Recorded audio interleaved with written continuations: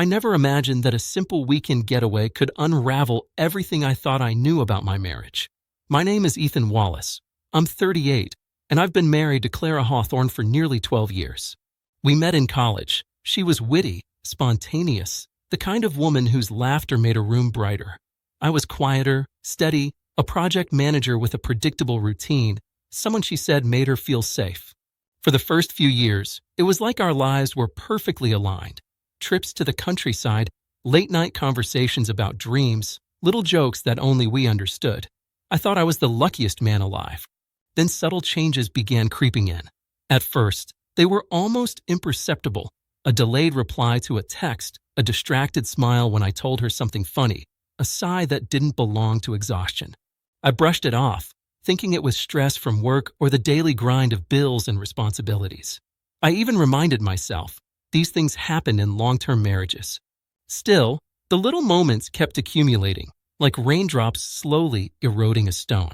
Over time, those moments became weeks, weeks became months, and my attempts to reconnect were met with polite indifference. The intimacy, the small touches, even our conversations about our day, all seemed to vanish into thin air.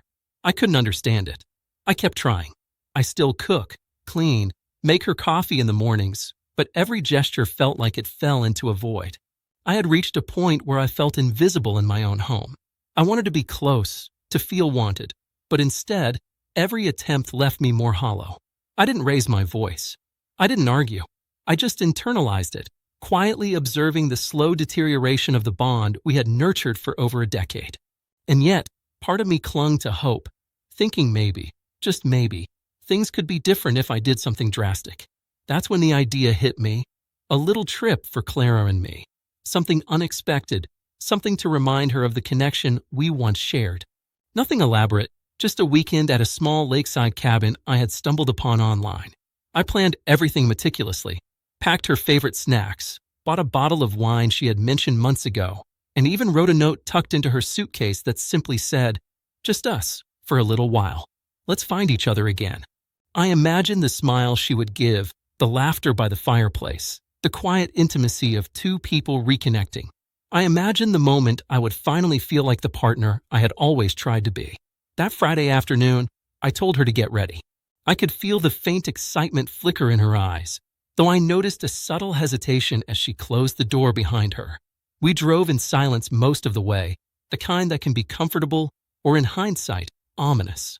When we arrived, the cabin was picturesque, secluded, the air crisp and scented with pine.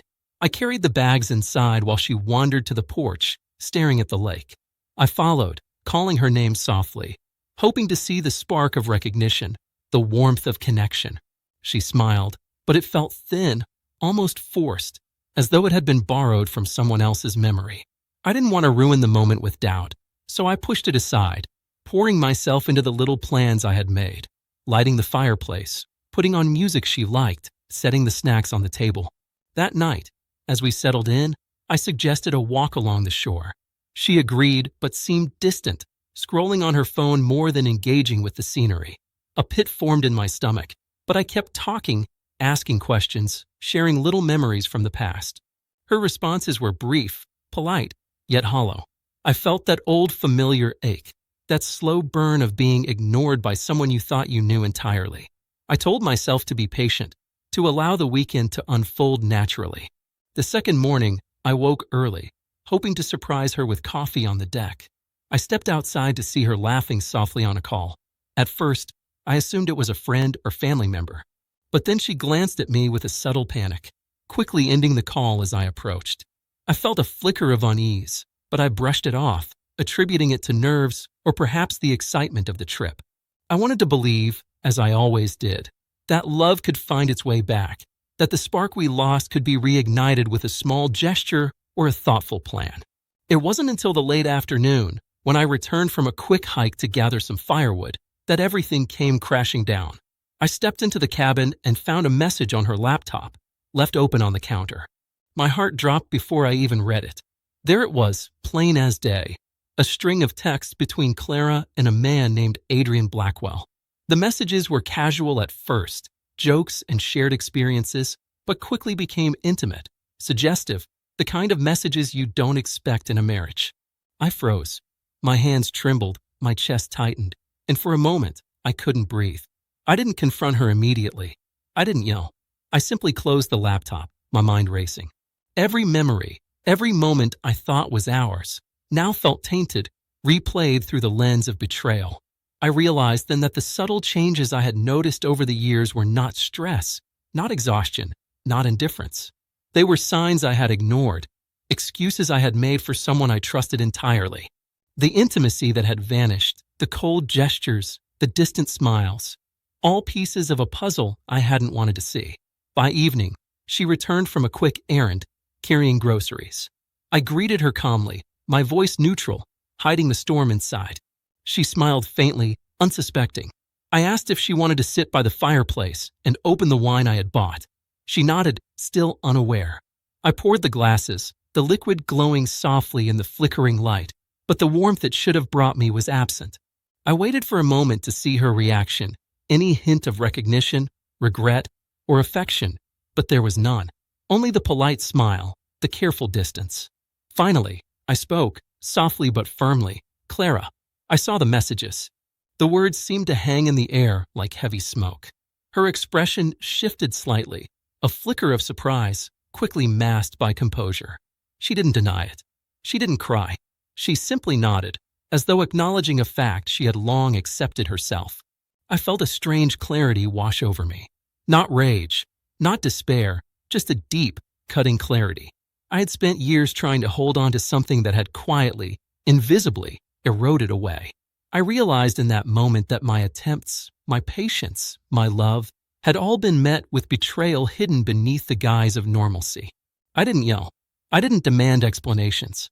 I quietly packed my bag, took the essentials, and stepped out onto the porch. The lake reflected the evening sky, calm and indifferent, much like the truth I had just uncovered. I drove home alone, each mile pulling me further from the life I thought I had, and closer to the reality I had ignored for too long. The lesson I thought I would teach him, the message I hoped the trip would deliver, had already been delivered in the most brutal, silent way possible to me. That weekend didn't rekindle our love. It didn't teach a lesson. It stripped away illusions, exposing the raw, uncomfortable truth that sometimes no amount of effort or care can rewrite someone else's choices. By the time I returned home, the house felt alien hollow. I walked through the rooms, memories pressing against me, and for the first time in years, I felt the freedom that comes from seeing reality as it truly is. No filters, no excuses, no false hope. The lesson wasn't for him. It wasn't even for Clara. It was for me. To accept that love can vanish quietly, that trust can be betrayed silently, and that the only way forward is with clarity, dignity, and unwavering honesty with yourself. That's the story of my little trip. A weekend meant to remind us of what we were, instead revealed the truth I had been avoiding. The lesson I learned wasn't the one I expected, but it was the one I needed.